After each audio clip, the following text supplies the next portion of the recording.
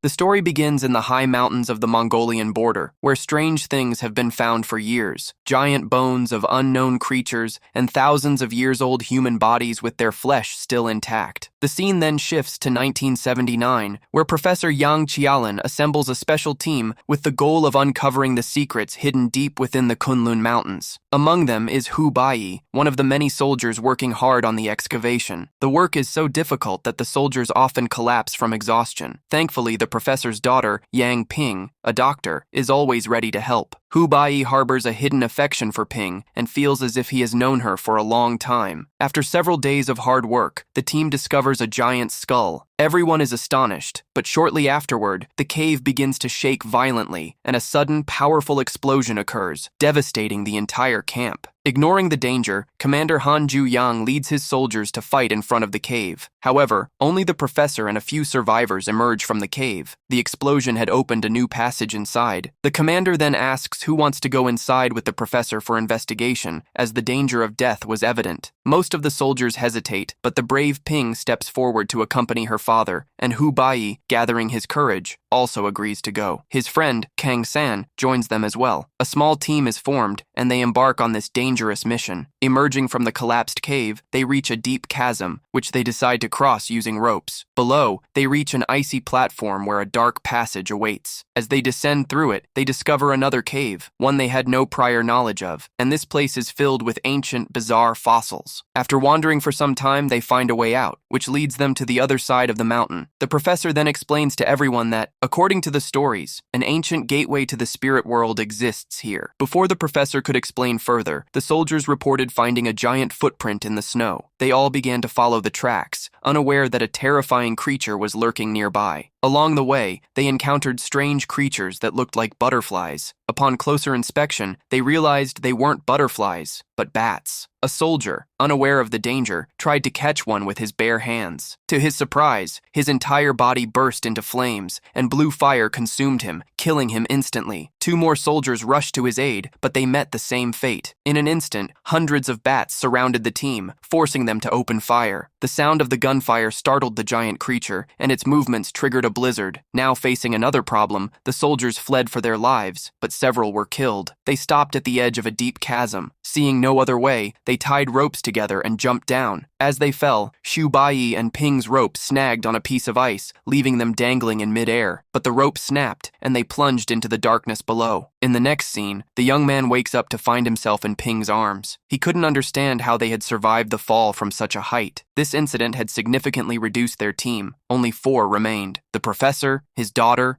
Hu Baiyi, and his friend. They gathered as much equipment as they could and continued on. After traveling a considerable distance, they reached a vast cave with a tall tower in the center. The professor explained that this was a sacred palace of Kunlun, and the tower had 9 floors, each containing dangerous demons. The professor knelt and lit a candle, and a swarm of bats suddenly emerged from the flame, circling the tower. He then led Hu Baiyi and Ping to the tower's entrance. They are told to go to the door. As soon as they reach the door and hold each other's hands, a path opens up above them, from which a bright light emanates, and in a short time, the cave begins to fill with spirits. Thinking they have opened the demonic gate, their companion immediately extinguishes the candle, which causes the entire process to fail. Unfortunately, the cave begins to collapse, and at the same time, bats attack them. Seeing the situation, Kang San distracts the bats and sacrifices himself so that the others can escape. The 3 of them somehow manage to find their way out, but the place was located high up behind a waterfall. Before they could find a way down, the bats reach them and attack. During the fight, Hu Baiyi is set on fire by a bat. Seeing the fire, Ping pushes him into the water. She jumps into the water with the professor, but then a giant creature passes by them in the water. It grabs Ping in its mouth and carries her away. Hu Baiyi can't do anything, and his heart is completely broken. He manages to get out of the water and reaches the base where his wounds are treated. He then learns that he is the only survivor. However, he is later told that they have found everyone's bodies except for the professor and his daughter. Heartbroken after losing his love, he leaves everything behind and returns home without telling anyone. There he meets Mr. Wang, where he is about to start a job as a librarian. He begins working at the library and lives a peaceful life. One day, while having lunch at a hotel, he meets his childhood friend who works there as an entertainer. The next day, he comes across a book written by the professor, which mentions the same demonic tower. Gradually, the truth is revealed, and it turns out that the professor knew from the beginning that only Hu Bai and Ping could open the tower, which is why the professor had asked them to go first. Meanwhile, the commander and his team find a coffin containing a living woman who looks like Ping. They name her Shirley, and she possesses strange powers that she cannot control. Therefore, she is locked in a strong, heavily guarded room. 3 years later, the commander's team also finds the professor, and they are brought to the headquarters. During this time, strange monster attacks are occurring in an oil city in western China. When the professor learns about this, he explains that when the tower was activated, portals to space and time opened, allowing monsters to enter the world. To investigate this further, the professor secretly escapes from the headquarters. The effects of these monsters also affect Hu Bai, as the mark on his back is bothering him. One day, while reading a book, his mark suddenly bursts into blue flames, and he gains strange powers. He is able to levitate objects with hand gestures. He had even sent his friend flying through the air when Mr. Wang arrived. Despite witnessing the entire scene, Mr. Wang remained calm. He took control of the situation and restored everything to its original place. Then Hu Bai asked, "What's happening to me?" Mr. Wang explained that his blood had been contaminated by a bat attack, granting him immense power, but warned that using this power could lead him to hell. Hu Bai was astonished that how Wang knew all this. Then, using his divine powers, Wang transformed the library into an ancient tomb and finally revealed that he was the guardian of the Shuling Kingdom's prince, who was Hu Bai's ancestor. He had led humanity against the demonic forces that had seized control of the earth, and the prince had used his own body to seal the tower where most of the demons were imprisoned. However, some escaped and took on human form. These demons were now searching for Hu Bai because he was the only one who could reopen the tower. Meanwhile, back at headquarters, Shirley regained her memory and surprisingly expressed a desire to meet Hu Bai. The commander located him and went to meet him at the library. Hu Bai initially refused to join the army, but after learning about a woman who looked like Ping, he changed his mind. Hu Bai then went with the commander, who took him to northern China, where he introduced him to the team that was going on a mission to find the professor. This group included a man named Chen Dong, a woman named Wei Wei, Shirley, and other soldiers. Seeing Shirley, Hu Bai, overcome with emotion, called her Ping, but she said she was Shirley. Afterward, everyone gathered the necessary supplies and weapons and set off on the mission. They traveled through the desert on camels, during which they were caught in a sandstorm and had to flee for their lives. As a result, 3 people became separated from the group. After several days of travel, their group reached the ruins of Oil City, whereas the separated group is still stranded in the middle of the desert when monsters suddenly attack them. In their attempt to defend themselves, they become even more separated. Despite their efforts, the monsters kill 2 of them, while 2 others manage to reach Oil City and rejoin the main group. Upon hearing about their fight with the monsters, Hu Bai, recalling the massacre in the cave, urges everyone to flee for their lives. However, Shirley decides to stay and complete her mission. Suddenly, their conversation is interrupted by the sounds of approaching monsters. As a result, they prepare to fight with their weapons, and they quickly kill the first monster.